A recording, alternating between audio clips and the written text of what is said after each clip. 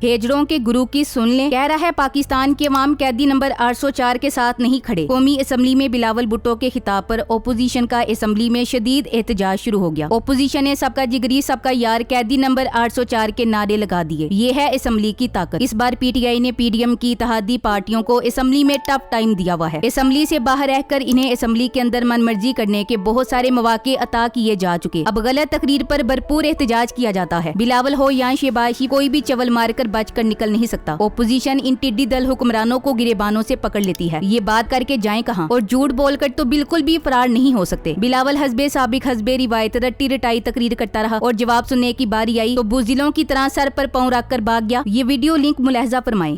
Palm इस वक्त कैदी नंबर 804 के साथ खड़े नहीं है। जितने भी बाई इलेक्शंस हुए हैं जनाब स्पीकर, जितने भी बाई इलेक्शंस हुए हैं जनाब स्पीकर,